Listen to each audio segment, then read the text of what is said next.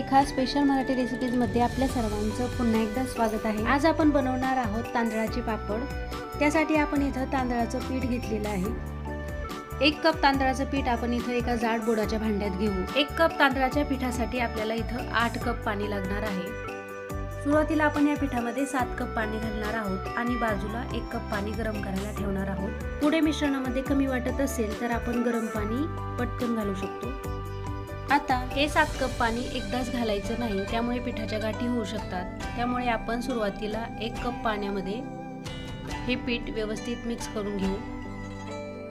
सुरुवातीच्या 1 कप पाण्यामध्ये पीठ छान मिक्स झालेलं नाही, म्हणून आपण यामध्ये अजून 1 कप थोडं करून पाणी घालू। 2 कप पाणी घातल्यानंतर गाठी न होता मिश्रण छान असं तयार झालेलं आहे। सुरुवातीला आपण 2 कप पाणी घातलेलं आहे। आता यामध्ये आपण 5 कप पाणी घालू। एकूण आपण इथं 7 कप पाणी या तांदळाच्या पिठामध्ये घातलेलं आहे। पिठामध्ये 7 कप पाणी घालून झालं की याला एकदा छान मिक्स करून घेऊ। आता हे भांडं आपण गॅसवरती ठेवू। सुरुवातीला 2 ते 3 मिनिट भर मिश्रण हाय फ्लेम वरती ठेवून सतत हलवत राहायचं आहे, जेणेकरून ते खाली लागणार नाही। सुरुवातीला जरी हे मिश्रण पातळसर वाटत असले तरी हळूहळू ते घट्ट व्हायला लागते। चमच्याच्या साहाय्याने मिश्रण सतत हलवत राहायचं आहे। 2 ते 3 मिनिट भराने आपण इथं गॅसची फ्लेम लो करू। आता या मिश्रणावरती एक झाकण ठेवून सुरुवातीला 7 ते 8 मिनिटे आपण हे मिश्रण लो फ्लेम वरती शिजवून घेणार आहोत।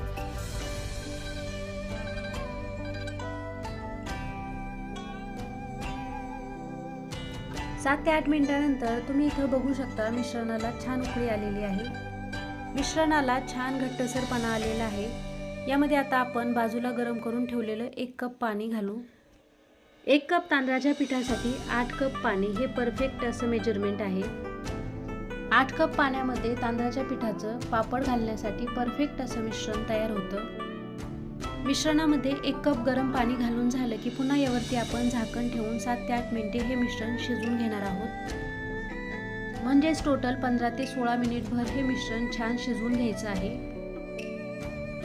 7 ते 8 मिनिट भर मिश्रण छान शिजवून झालं की आता आपण एकदा मिश्रण चेक करू। तुम्ही बघू शकता मिश्रण अशा पद्धतीने वरती यायला सुरुवात होते। चमच्याच्या साहाय्याने मिश्रण एकदा हलवून घेऊ। 15 ते 16 मिनिट भर आपण हे मिश्रण लो फ्लेम वरती शिजवून घेतलेलं आहे, त्यामुळे ते अजिबात खाली लागलेलं नाही। आता यामध्ये आपण अर्धा चमचा मीठ, 1 चमचा जिरे, 1 चमचा तीळ आणि 1 चमचा चिली फ्लेक्स घालू। सोबतच थोडी बारीक चिरून घेतलेली कोथिंबीरही घालू। आता हे सर्व घातलेलं साहित्य चमच्याच्या साहाय्याने मिश्रणामध्ये छान मिक्स करून घ्यायचं आहे। अशा प्रकारे मिश्रणाची परफेक्ट कन्सिस्टन्सी इथं आपली तयार आहे, म्हणून इथं आपण आता गॅस बंद करू। कमीत कमी 10 मिनिटे हे मिश्रण थोडंसं थंड होऊ द्यायचं आहे। 10 मिनिटांनी मिश्रण थंड झाले की आता आपण एका प्लास्टिकच्या शीटवरती पापड बनवायला घेऊ। व्हिडिओत दाखवल्याप्रमाणे पळीभर मिश्रण घेऊन प्लास्टिकच्या शीटवरती अशा पद्धतीने पापड घालायचा आहे। पापड इथं खूप पातळ आणि खूप जाडही घालायचा नाही। 1 पळीचं प्रमाण घेऊनच आपण इथं सगळे पापड घालू। हे तांदळाचे पापड 2 दिवसाच्या कडक उन्हामध्ये छान सुकतात आणि वर्षभर छान टिकतात। मग या उन्हाळ्यात तुम्हीही अशा पद्धतीने तांदळाचे पापड नक्की बनवा। सोबतच तांदळाच्या या पळी पापडाची रेसिपी तुम्हाला कशी वाटली कमेंट करून नक्की सांगा। आणि हो, व्हिडिओ आवडला असेल तर व्हिडिओला लाईक, चॅनलला सबस्क्राईब करायला विसरू नका। आणि हो, बाजूलाच असलेलं बेल आयकॉन नक्की दाबा, जेणेकरून माझ्या प्रत्येक व्हिडिओची नोटिफिकेशन तुम्हाला सगळ्यात आधी मिळेल। पुन्हा भेटूयात पुढच्या रेसिपीसह। तोपर्यंत नमस्कार।